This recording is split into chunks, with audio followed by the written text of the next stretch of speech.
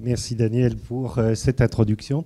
Effectivement, ce sont de vieux souvenirs, mais qui sont toujours d'actualité, puisque j'utilise en partie des positions et des éléments récoltés, mis en forme à l'occasion de l'élaboration de ces avis dans la présentation que je vais faire, qui bénéficie ou qui est enrichie de l'expérience acquise, là aussi, dans les autres vies, que ce soit à l'AFSA, à l'EFSA et dans les comités d'experts, en essayant de donner le point de vue d'un scientifique sur cette question. Et je me suis rendu compte en préparant les diapositives que dans le texte écrit que je vous avais donné, je n'avais pas défini la notion de controverse scientifique. Elle apparaît forcément en filigrane, mais un petit peu comme allant de soi. Et donc maintenant, on ne va plus dans le Robert ou dans le Larousse, on va sur Wikipédia. C'est plus simple, c'est plus léger. Et on trouve une définition qui, sur le moment, m'a satisfait parce qu'elle allait dans le sens de ce que j'allais présenter, mais qui m'a surpris à la réflexion, parce que d'emblée, la controverse scientifique est en partie extérieure au monde scientifique et fait intervenir les deux mondes scientifiques et extra-scientifiques. Alors que dans le petit mot d'introduction que vous avez lu sur l'invitation, j'ai dit que la controverse scientifique était d'abord interne à la science et un mode d'avancée des sciences par remise en cause, en quelque sorte permanente, de ce que l'on considérait comme acquis. Et donc ces définitions... Cette définition, telle que vous pouvez la lire, restait quand même limitée, même si elle allait dans le sens que je voulais. Et en allant un petit peu plus loin, là, ça tombait vraiment dans ce qui m'apparaissait comme important, c'est-à-dire, est-ce que le terme scientifique reste approprié, ou est-ce qu'il ne s'agit pas simplement d'un modus vivendi en des acteurs ayant chacun des savoirs spécifiques, et on pourrait rajouter, et j'en parlerai à la fin, des intérêts particuliers, donc des savoirs spécifiques qui sont nécessaires à une prise de décision qui, elle, n'est pas scientifique, mais politique, et c'est réellement dans cette perspective que je vais m'inscrire. Alors, en nutrition ou en alimentation, il y a un élément qui raffermit ou qui suscite encore davantage la naissance de controverses, qui est le fait que dans le dogme néolibéral de la libre circulation des marchandises, parfois des hommes, mais surtout des marchandises, eh bien, la base rationnelle de leur libre circulation est la sécurité, fondée sur des éléments scientifiques, et seuls des éléments scientifiques, précisés dans ces accords OTC et SPS, peuvent permettre de limiter cette libre circulation, et l'évaluation scientifique est donc le langage international commun, base de ce que l'on appelle, ce que je décrirais comme le modèle standard. Alors là aussi, je recycle de vieilles diapositives que j'avais utilisées pour le prix de l'IFN en 2001, mais finalement, les problématiques n'ont pas tellement changé, même si certains outils sont apparus. Bien, à mon avis, le fond reste encore tout à fait valable. Donc le fait que l'on prenne la science comme un langage universel commun va faire qu'on va évidemment l'utiliser ou le manipuler. Ça évite d'une part de poser des bonnes questions qui sont politiquement insolubles. Quel genre de société veut-on ? Pour poser des questions qui, elles, sont scientifiquement insolubles. Démontrez-nous le risque zéro. Or, pour le scientifique, ce n'est pas qu'il n'existe pas, c'est qu'il est indémontrable.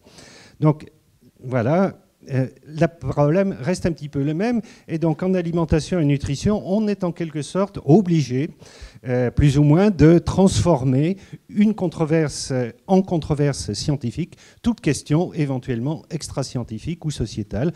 Alors certains juristes comme Christine Noiville, disent que ce n'est pas obligatoire, mais ça reste malgré tout souvent le plus facile, tellement l'obtention de preuves, et je reviendrai sur cette notion de qualité des preuves, est difficile dans le domaine alimentaire. Donc sur cette partie de la controverse, comment résoudre la controverse, je vais l'aborder par 5 approches, en disant gestion de la controverse par l'organisation de l'expertise, question qui s'est posée dès que je suis rentré à l'AFSA il y a maintenant un peu plus d'une dizaine d'années. Le report de la solution scientifique, qui est une autre façon de nommer le principe de précaution. L'approfondissement, qui va être une brève présentation de toutes les avancées au cours de la dernière décennie sur cette notion de niveau de preuve. La clarification, qui me permettra de faire état d'éléments nouveaux, peut-être passés inaperçus, que l'on a mis en place au niveau de l'agence européenne. Et puis la disqualification de l'opposant, du partenaire ou du controverseur, qui évidemment recouvre la notion de conflit d'intérêts. Donc c'est ces 5 points que je vais aborder rapidement. Bien sûr, chacun a eux seuls pourraient faire l'objet d'une conférence entière, mais je pense que c'est la mise en perspective et chaque controverse finalement va faire appel dans une proportion plus ou moins importante, dépendant du sujet, dépendant des acteurs, à ces différentes solutions de gestion. Donc la gestion de la controverse par l'organisation de l'expertise, expertise qui est organisée institutionnellement en France et dans le monde selon ce que l'on appelle le modèle standard, qui avait été bien analysé dans de nombreux articles à l'époque, notamment par Bernard Chevassier-Louis, premier président du conseil d'administration de l'AFSA, et modèle qui ne permet pas de prendre en compte d'autres questions légitimes, ce qu'au Conseil national d'alimentation, dans l'avis évoqué par Daniel, qui était l'avis numéro 22, il y en a depuis eu un autre, l'avis numéro 59. Ils sont accessibles sur Internet, je vous invite à les lire. Ils sont, comme tous les avis du Sénat, extrêmement riches. Je pense que peut-être le Sénat devrait s'emparer aussi, aurait des choses à dire sur la notion de conflit d'intérêts. J'y reviendrai. Donc, ces autres facteurs légitimes, il y en a un certain nombre. Comment les prendre en compte dans ce modèle standard ou les prendre en compte tout court, puisque par le modèle standard, ça reste relativement difficile. Donc ce modèle standard, bien illustré par ces 3 étapes d'évaluation des risques confiés aux scientifiques, de gestion des risques qu'on fait aux différents niveaux, de l'administratif au politique, et de communication, mais surtout avec les 2 éléments importants, c'est la claire séparation de l'évaluation et de la gestion, qui est vraisemblablement un acquis fondamental, mais peut-être ce qui mérite d'être interrogé, c'est les scientifiques seuls chargés de l'évaluation. Et donc, seule l'évaluation scientifique est structurée et parfaitement visible à l'heure actuelle. Ce modèle standard fait appel à un certain nombre de postulats mis en avant par Bernard Chevassier-Louis. L'évaluation au cas par cas, avec la postulat de l'additivité des effets, le fait qu'on prend quand même en compte une certaine précaution avec des facteurs de sécurité, mais qu'on peut regarder que des changements insensibles au cas par cas nous font changer de modèle alimentaire. On a accepté le premier additif, c'était impeccable, il y avait tas de bonnes raisons, le deuxième aussi, et puis au millième additif, on est dans un autre modèle alimentaire, agro-industriel, avec des avantages et des inconvénients. Peut-être qu'on est en train de refaire un petit peu marche arrière maintenant, mais ça s'est fait de façon insensible et à la fin on dit mais on n'a pas voulu ce modèle. Ben oui, mais il est une conséquence un petit peu inéluctable de ce type d'approche.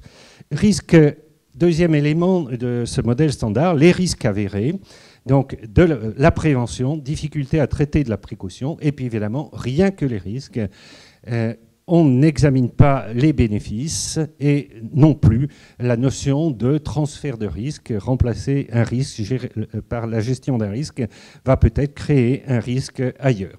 Donc je ne vais pas détailler non plus ces étapes parfaitement codifiées de l'analyse du risque dans ce modèle standard avec l'étude du danger, l'appréciation du risque et à la fin l'évaluation. Ce risque est-il acceptable ou inacceptable? Qui doit le faire? Il y a parfois des frontières mouvantes et comme je le disais, expertise scientifique seule structurée fonctionnellement et institutionnellement en tant qu'expertise. Alors des modèles alternatifs ont été testés, ont été proposés, par exemple le modèle du témoin qui avait été utilisé notamment pour la commission du génie biomoléculaire, le modèle des citoyens membres, enfin différents types de modèles pouvant recouvrir un petit peu ou prou cette notion de forum hybride qui a été mise en avant par certains sociologues, notamment Michel Callon et ses collaborateurs. Alors ces modèles hybrides semblent fonctionner davantage à des niveaux locaux qu'à des niveaux plus élevés. Et je prends cet exemple relevé dans le bulletin épidémiologique hebdomadaire, l'Institut de veille sanitaire, confronté à des questions locales difficiles, contamination de sol industriel, incinérateur, passage de l'INA à haute tension dans un endroit précis, eh bien, après des tâtonnements, des échecs, ont mis en place un certain nombre de principes pour gérer ça. Et vous voyez, participation de la population ou de ses représentants à l'ensemble de la démarche de l'analyse du risque local. Donc localement, ça va. Modèle du tribunal peut être davantage utilisé sur le plan national, par exemple dans les conférences de consensus ou dans les conférences de citoyens. Ça se rapproche. On présente à un jury de citoyens des arguments dans un sens ou dans un autre et le grand jury pluri-tranche, ce qui est classique. Et puis peut-être un petit peu davantage connu, ce modèle du deuxième cercle avec différentes variantes, considérant soit les hommes qui le font, les scientifiques, les représentants de la société d'un côté, soit au contraire ceux dont on traite, les faits d'un côté, les valeurs de l'autre. Là aussi, un avis du Conseil national de l'alimentation à consulter absolument, le numéro 50. Pour le moment, cette recommandation de créer cette expertise de deuxième cercle est restée lettre morte. Donc d'autres structures, peu ou prou et par défaut, peuvent jouer ce rôle. Bien sûr, le Conseil national de l'alimentation, celui de la consommation, le Comité économique et social, le Centre national du débat public, mais qui est plus restreint à l'environnement, et pourquoi pas le Fonds pour l'alimentation et la santé, où un certain nombre d'éléments ou de débats ou de controverses pourraient être traités. Donc voilà sur la partie procédurale. Deuxième partie, au sein de l'une ou l'autre de ces instances, on arrivera peut-être à se mettre d'accord pour dire bien, on va reporter la solution scientifique, on ne la connaît pas à l'heure actuelle, et on fait appel à la précaution. Et donc, mise en œuvre du principe de précaution, qui est un principe d'action, le dernier des grands principes, peut-être. En tous les cas, il fait partie de ces principes qui sous-tendent en quelque sorte, de façon plus ou moins explicite, le droit alimentaire, ces principes de prudence qui incluent la prévention et la précaution. Donc, la précaution qui concerne des risques suspectés qui va faire appel à des mesures provisoires. Comme vous le savez, bien sûr, d'abord introduit dans le droit de l'environnement, puis introduit explicitement dans le droit européen alimentaire par le règlement 178/2002, qui est applicable maintenant depuis pratiquement 6 ans. Et ce règlement peut aussi être lu comme source de controverse, puisque dans la finalité renforcée sanitaire de ce règlement, l'article 14 définit la denrée préjudiciable à la santé, et ce sont les 3 points qui sont dans cet article 14, où vous comprenez bien que viser des effets à long terme cumulatifs, y compris ceux ressentis par la descendance, étant donné la longueur d'une génération humaine et les multiples facteurs qui peuvent intervenir, il est évident que la controverse ne peut que naître pour définir ce type de denrées préjudiciables à la santé. Donc pour le moment, le principe existe, et l'application, bien évidemment, va se faire très progressivement au cas par cas. D'autant plus que les risques possibles maintenant sont infinis. On s'est longtemps cantonné aux risques cancer, maladies cardiovasculaires, qui étaient les premières causes de mortalité. Maintenant, on s'intéresse à tout, cognition, immunologie, vieillissement, endocrinologie. Dernière controverse autour des pesticides. Les petites doses en synergie pourraient faire diminuer le quotient intellectuel de quelques points dans la descendance. Quid? Donc, le champ de ce qu'il faut étudier s'accroît. Et évidemment, le champ pour définir ce qui est acceptable là-dedans, pour qui, comment, devient de plus en plus difficile. Donc le progrès de la recherche permet la multiplication des hypothèses, sinon des preuves, puisqu'on n'a plus le temps de chercher dans tous les scénarios catastrophes, de les mettre à l'épreuve des faits, si bien que maintenant la familiarité n'exclut plus le risque. Notre bonne vieille frite, eh bien maintenant elle a de l'acrylamide qui est cancérigène. Alors qu'est-ce qu'on fait ? Le champ de l'exonération de responsabilité se réduit. Il y aura toujours quelqu'un qui pourra vous démontrer, s'il y a le moindre problème, qu'il vous l'avait bien dit, mais que vous n'aviez pas su l'écouter. Donc, dans ce champ de la précaution, en tant que scientifique, là encore, je reviens à Bernard Chevassion-Louis, qui avait bien démontré que la mise en œuvre du principe de précaution est une décision de gestion, mais que pour cette mise en œuvre, les scientifiques ont quelque chose à dire pour positionner le risque suspecté dans la dimension de la plausibilité, dans la dimension de l'observabilité et dans la dimension de la réductibilité. Donc je ne vais pas rentrer dans les détails là non plus. Et il y a un petit livre aux éditions Quae sur l'expertise par Bernard Chevassion-Louis. Ça se lit comme un roman. Je vous en conseille la lecture. Ça se commande sur Internet. Ça vaut 10 €. Et tout ce que je vous ai dit sera encore bien mieux expliqué avec les exemples appropriés. C'est d'une luminosité parfaite. Troisième approche, la gestion de la controverse par l'approfondissement. Donc là, on va peut-être être sur des choses un petit peu plus nouvelles. qui est ici la définition ou l'évolution de la définition du niveau de preuve, qui est quelque chose qui était introduit dans l'approche médicale depuis déjà pas mal de temps et qui commence à faire son chemin dans l'approche alimentaire. Ça va demander du monde pour le faire, des experts, et il faudra en mobiliser pas mal. Si je reviens à une évolution aussi importante que je n'ai pas le temps de souligner, de détailler non plus, qui est la norme sur la qualité en expertise, qui définit l'expertise, et j'ai souligné les mots importants, à partir d'éléments aussi objectivement fondés que possible, avec des connaissances aussi avérées que possible. Et à la fin, l'expert va mouliner tout ça et rendre son jugement professionnel. Mais on doit faire sur des choses qui sont le plus solides. Donc, en termes cliniques, il y a déjà depuis pas mal de temps, depuis 1965, un épidémiologiste anglais, Bradford Hill, avait défini un certain nombre de critères permettant de proposer une probabilité de liaison causale à partir d'études épidémiologiques, en considérant par exemple la force de l'association, que l'on mesure à travers les risques relatifs, les odds ratios, etc. La temporalité, ça paraît tout bête, mais c'est à ne pas oublier. La cause précède l'effet, quand même important. La constance de l'association, l'existence ou non d'une dose-réponse, la spécificité de l'association, etc. Là encore, je ne vais pas rentrer dans le détail, mais ces critères qui ont maintenant un certain nombre d'années sont toujours couramment utilisés. Aussi rappeler, et c'est ce que les médias oublient parfois, quand on met en avant ou quand on fait le buzz autour du dernier travail en cours, c'est qu'un fait scientifique, quel qu'il soit, ne devient insignifiant que quand on l'a inséré, repositionné dans l'ensemble des connaissances scientifiques. Ce sont des éléments qui sont intégralement dans l'avis du CNA rendu en 99, et ce fait scientifique nouveau, très souvent, il s'insère de façon parfaite avec ce qui est déjà connu. Il crée de nouveaux liens, des petites réorganisations locales, et puis parfois, exceptionnellement, et ce sont les très grandes controverses scientifiques, il réorganise complètement la science. C'est le cas de la circulation sanguine, c'est le cas de l'évolution, etc., ou de la gravité.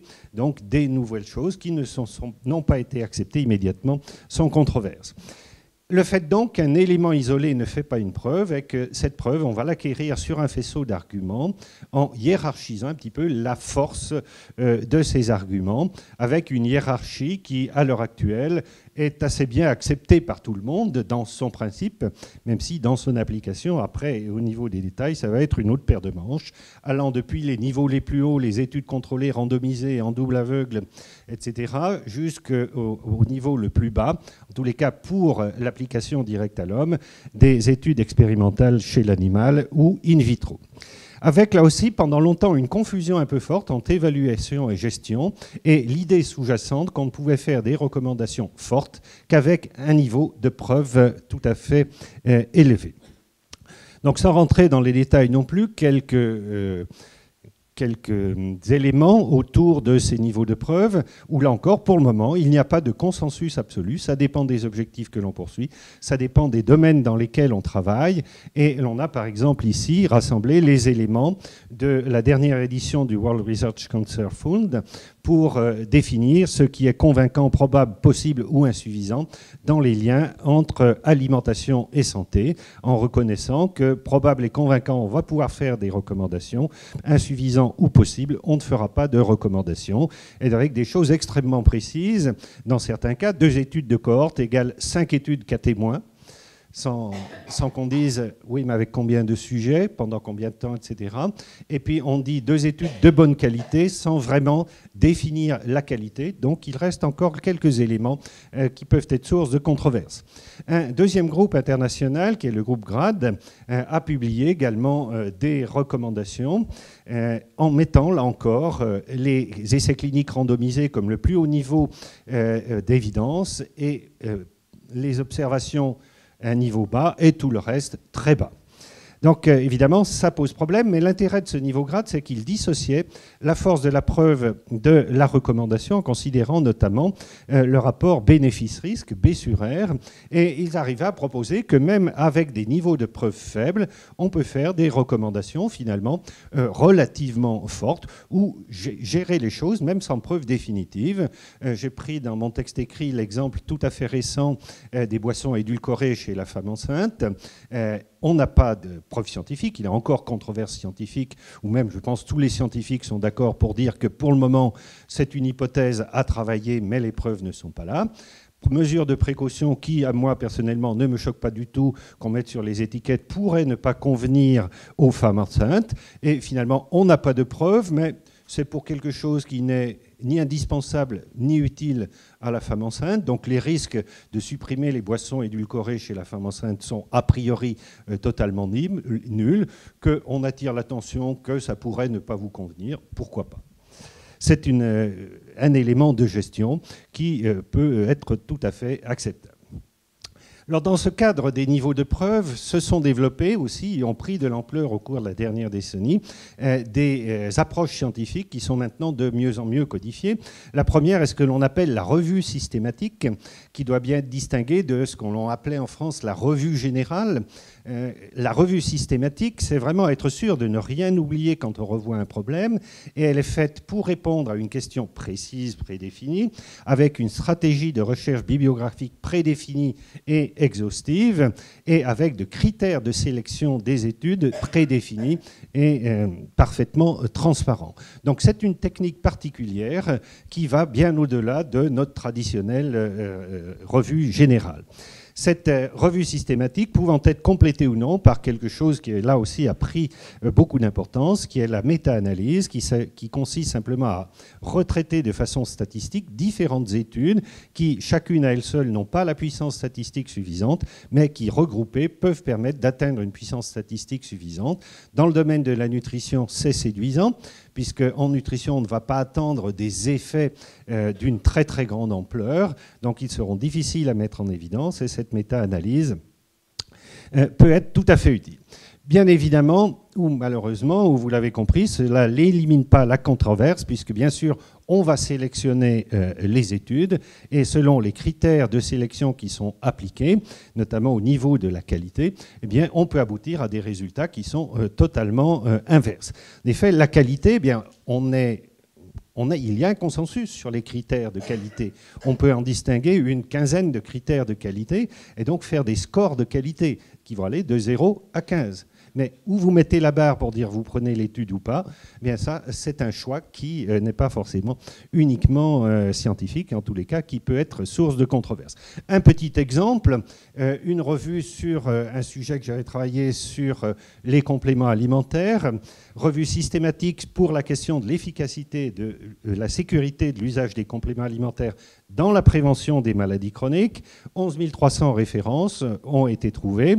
Et après le tri en fonction des critères prédéfinis, 849 doublons, évidemment, on ne va pas compter deux fois la même étude, 6000 études, 6900 études inutiles sur ces questions centrales, donc on ne va pas les considérer. Donc ça peut être l'intérêt des compléments alimentaires dans le rhume, ça peut être positif, mais ce n'est pas considéré dans cette question. Et donc, si on oublie que c'est pour répondre uniquement à cette question centrale, prévention des maladies chroniques, on va aussi l'interpréter mal. 3100 études de critères de qualité insuffisants. Et là, effectivement, pour se trouver à la fin avec 63 études éligibles, là, évidemment, on peut dire vous êtes allé un peu fort, vous avez mis des critères pour finalement démontrer ce que vous souhaitiez démontrer. Donc à l'EFSA, on utilise aussi ça dans l'évaluation des allégations. Alors on n'a pas défini réellement le niveau de preuve, on est relativement binaire, c'est la relation de cause à effet est établie ou n'est pas établie, et compte tenu du nombre d'allégations à traiter, évidemment, on a adopté un niveau de preuve relativement élevé, trop élevé. Avant d'y revenir, oui, j'avais oublié cette diapositive pour montrer comme le problème est complexe. Un groupe de radiothérapeutes a fait une étude en retournant auprès de ceux qui avaient réalisé l'étude pour justement sur les critères de qualité pour demander exactement ce qu'ils avaient utilisé. Ils se sont rendus compte que bien tous les critères mis en œuvre n'étaient pas forcément rapportés dans les papiers. Et donc, en se fondant uniquement sur l'article publié, on pouvait rejeter une étude alors même que les critères de qualité étaient bien là. Et donc, on voit que ça complique les choses, dont tout le développement à l'heure actuelle de recommandations, de lignes directrices pour la qualité des publications et pas seulement la qualité des études. Donc, vous voyez, les scientifiques aussi évoluent et essayent de s'améliorer. Les biais des preuves scientifiques, bien, il y en a un certain nombre, je vais y passer, mais il est sûr que dans ces revues systématiques ou dans ces méta-analyses, les biais d'indexation, les biais de publication, les biais de citation, l'influence de la langue, tout ça va avoir une importance considérable. Au niveau de l'EFSA, on a eu une consigne dans la saisine pour les allégations, c'était d'essayer de pondérer la totalité de l'évidence. Et donc, si les études humaines sont absolument indispensables, bien sûr, la présence d'études animales de bonne qualité peut apporter son lot. Et vous voyez que dans le deuxième cas, il peut y avoir peu d'études humaines, mais avoir une allégation acceptable parce qu'elle va corroborer tous les modèles animaux préexistants. Donc ici, pour illustrer un petit peu la controverse, je n'ai pas pu résister au plaisir de présenter cette en-tête d'un site internet de Nutra Ingrédients. Du fait du niveau de preuve très élevé exigé pour accepter une allégation, aussi élevé que pour le médicament, l'industrie nous accuse ou accuse l'EFSA de médicaliser l'alimentation. Et donc mon petit commentaire était simplement de dire que vouloir répartir les 4000 ou 10 000 allégations qui nous ont été soumises sur la majorité des étiquettes du plus grand nombre de produits alimentaires n'était pas de la médicalisation, mais simplement la promotion d'une bonne information du consommateur. Donc ne pas confondre les deux approches. Le quatrième point, parce que le temps passe, il faut que je laisse la place à Jean-Pierre, la gestion de la controverse par la clarification, pour attirer votre attention sur le fait que, enfin, les nutritionnistes devraient mieux séparer l'évaluation de la gestion. Travaux d'un réseau européen sur les recommandations nutritionnelles, ici pour la vitamine D, mais on pourrait le faire pour n'importe quoi, toutes dites fondées sur la science, et vous voyez des écarts relativement importants. Et donc, il peut y avoir là-dedans des explications scientifiques, d'autres types d'écarts d'interprétation sur l'usage des valeurs, de ces valeurs de référence nutritionnelle, justement. Est-ce qu'on va les utiliser pour une population, courbe verte et tradition française, ou pour un individu, courbe bleue à droite et tradition américaine? Ça change complètement les choses, et à long terme, éventuellement, complètement le rapport d'une population à son alimentation. Donc, controverse autour de ces valeurs, réponse scientifique la plus simple que j'ai pu lire, eh bien, les plus récentes seront forcément les meilleures, car bénéficiant des dernières études, également les plus consensuelles seront forcément les meilleures.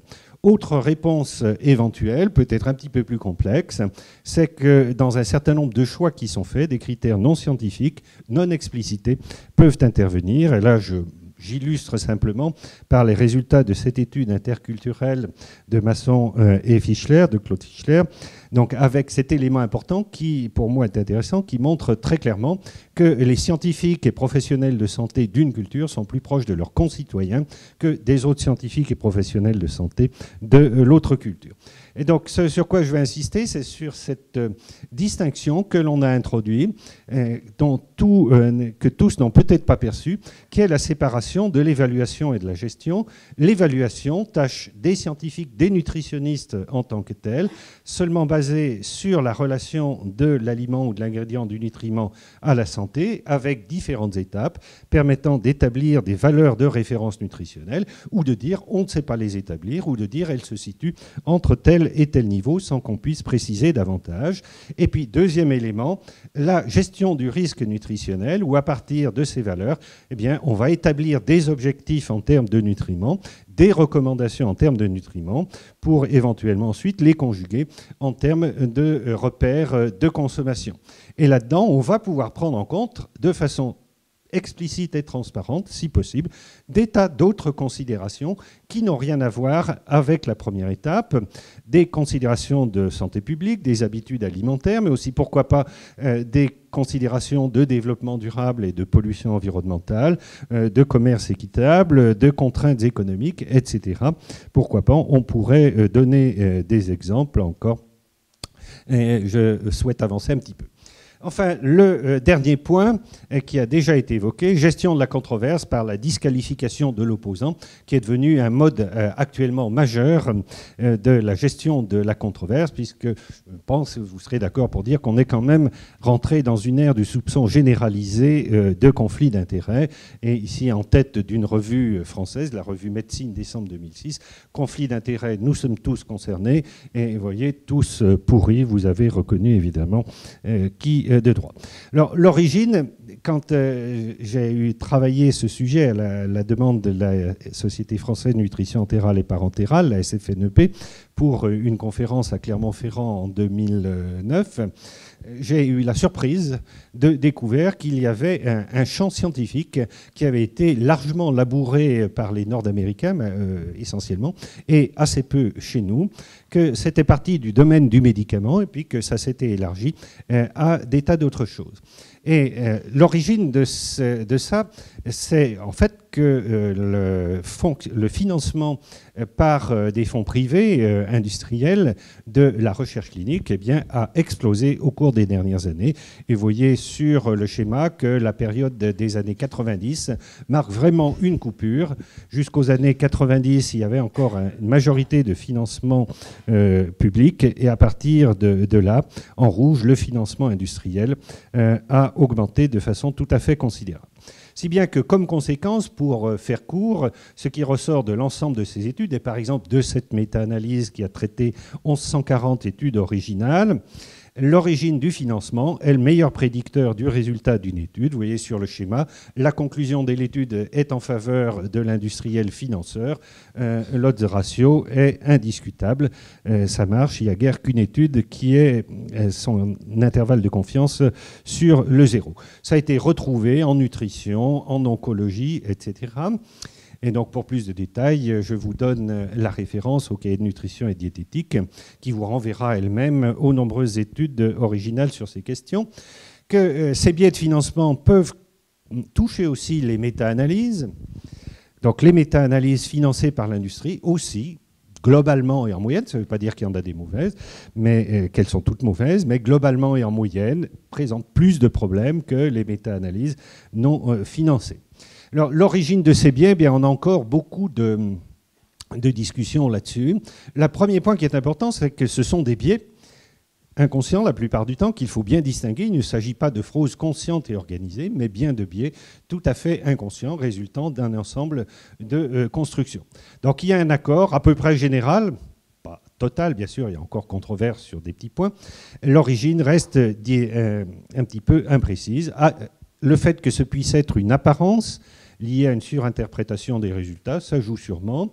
Des biais liés à la qualité des études, c'est très peu probable, puisque très souvent, la plupart des études mettent en évidence le fait que le financement industriel s'accompagne d'une qualité généralement meilleure en termes méthodologiques, de traçabilité, etc. Des biais liés à la nature des questions posées, très probablement. Il est évident que l'industrie va financer plutôt des choses où elle attend raisonnablement des résultats positifs, ce que certains ont contesté en disant c'est pas éthique de faire une recherche dont on sait d'avance quel va être le résultat avec une grande probabilité. Des biais également liés aux publications que j'ai évoquées tout à l'heure. Alors ce premier phénomène que les résultats eux-mêmes et leur présentation dans les papiers favorisent l'industriel financeur est encore renforcé par le fait qu'il y a un impact important de la source de financement sur la communication scientifique. Il y a de nombreux papiers qui montrent qu'à qualité égale, bien, lorsque c'est financé par l'industrie, c'est plus souvent cité que lorsque c'est non financé par l'industrie, pour tout un tas de raisons. Et finalement, tout ça illustre le fait que la communication scientifique est aussi une construction sociale avec des biais qui peuvent être liés à ce fait-là. Un article extrêmement intéressant publié dans le British Medical Journal, How Citations Distortions Create Unfounded Authority, donc je vous en recommande la lecture. Il a analysé un réseau de citations et c'est assez enrichissant, assez intéressant. Quand on parle de biais de citation, ça recouvre en fait tous les phénomènes complexes qui sont listés ici. Le biais de citation classique, omission des articles négatifs, mais des formes de distorsion conscientes, inconscientes, extrêmement variées, de la diversion, transmutation, de l'invention, de l'impasse et de l'amplification. Donc tout ça intervient pour, au moins pendant un certain temps, créer des problèmes. Et donc, comme je le disais, le rappeler finalement, c'est aussi une construction sociale et il faut en tenir compte. Alors, au niveau de la recherche, ce n'est finalement que relativement récemment qu'un certain nombre de préconisations ont été faites, qui ont été publiées, par exemple en nutrition, celle de Elena Lesser dans l'American Journal of Clinical Nutrition, peut-être davantage à voir parce que c'est un résultat collectif élaboré au niveau de ILSI Nord-Amérique, ces lignes directrice, Funding Food Science and Nutrition Research, Financial Conflicts and Scientific Integrity. Donc un certain nombre de conseils que certains suivaient peut-être déjà, mais apparemment pas tout le monde. En les lisant, ils paraissent un petit peu naturels, mais c'est peut-être pas mal de les rappeler. Alors, dans l'expertise, très curieusement, il y a beaucoup moins de recherche qui a été faite là-dessus, c'est sans doute plus difficile, mais par contre, la gestion des intérêts a été relativement antérieure. Alors, j'ai trouvé quelques études, par exemple des études déclaratives. 8% des membres de comités d'experts reconnaissent qu'ils sont influencés par leurs liens, mais ils sont quand même, parmi la même population, 20% à penser que leurs collègues, eux, sont influencés de façon indue par ça. Alors, des évolutions très récentes qui sont des avis du Conseil d'État, justement. Il y en a qui ont concerné non seulement la Fondation ou le Fonds, mais des décisions, l'une de la HAS, qui a été censurée, et l'une de l'ANSES, enfin l'une de la Direction Générale de la Santé, prise sur un avis de l'ANSES concernant un procédé de traitement de l'eau. Il y avait 2 experts dans le panel d'experts qui étaient susceptibles d'avoir des conflits d'intérêts. L'ANSES a fait une analyse soigneuse. Elle a considéré qu'il y avait un conflit constitué pour l'un, elle l'a exclu du collectif. Elle a considéré qu'il n'y avait pas de conflit constitué pour l'autre, elle ne l'a pas exclu du collectif. L'avis ayant été négatif, et donc la décision prise sur cet avis négatif, le promoteur de ce traitement s'est retourné vers le Conseil d'État et a attaqué la légalité de cette décision. Et le Conseil d'État a dit qu'effectivement, l'agence avait fait une erreur d'appréciation. Elle avait bien fait une appréciation, mais elle s'était trompée dans son appréciation et elle avait appliqué en quelque sorte, c'est l'analyse un petit peu, prenant un peu de recul qu'on peut en faire, elle avait appliqué la prévention, elle avait fait de la prévention, conflit avéré ou non avéré, alors que, y compris pour la gestion des intérêts, elle aurait dû prendre de la précaution. Et il suffit, c'est aussi dans l'une des risques de la définition proposée dans le rapport récent, à partir du moment où quelqu'un peut suspecter qu'il puisse y avoir conflit d'intérêts, ça peut caractériser le conflit d'intérêts. Donc pour le moment, on est à un moment un petit peu charnière, c'est pour ça que je disais, bien, un éclairage du Conseil national de l'alimentation sur ce sujet extrêmement sensible pourrait ne pas être inintéressante pour utiliser une litote pour dire qu'elle serait fondamentale. Alors, dans l'expertise, déclaration des conflits d'intérêts et gestion au jour le jour, collégialité et transparence, même si la collégialité ne fait pas tout, puisqu'il suffit d'un expert suspecté pour démolir tout le travail du collectif et le rendre caduc. Donc, au niveau de l'expertise, un certain nombre de gens disent qu'il faut l'internationaliser, notamment au niveau européen. Alors, j'illustre par une histoire belge, mais c'est effectivement un des avantages que je vis personnellement à l'EFSA, le fait que, étant de cultures différentes, quand on n'est pas d'accord, on doit gratter jusqu'à réellement on atteigne le noyau dur scientifique. Mais parfois c'est difficile parce que, deuxième étape de Pierre Kroll, toutes les cultures européennes n'ont pas les mêmes réticences ou les mêmes sensibilités sur le sujet, et que travailler avec ILSI Europe pour la Commission européenne ne cause aucun problème, alors que c'est vu comme un conflit d'intérêts majeur qu'en faire certaines émissions récentes par certains eurodéputés ou journalistes. Donc, en guise de conclusion, après avoir vu ces différents niveaux, j'aurais envie de dire que la solution est finalement très très simple. les rôles des scientifiques, c'est toute la science, vraiment dire que toute la science, et surtout rien que la science, et les deux devant être tenus ensemble. Et donc j'en profite pour remercier le dessinateur Marc Chalvin, qui a un site internet où certaines de ces images peuvent être trouvées. Je lui ai emprunté ça, qu'il avait publié dans la revue Biofutur à la fin des années 90. Je les ai adaptés. Vous voyez que celle-là est tout à fait intéressante, illustre bien. À l'heure actuelle, voilà ce que nous savons d'eux. C'était à l'époque des OGM, mais j'ai remplacé le mot OGM par les 4 points, parce que ça peut être n'importe quoi. On peut mettre bisphénol A, on peut mettre pesticides, on peut mettre etc. Et par conséquent, il n'y a aucune raison rationnelle d'en avoir peur. Et je pense que toute la science et rien que la science, ça serait de dire ce qu'il y a à gauche et de ne pas chercher à conclure ce qu'il y a à droite. Merci de votre attention.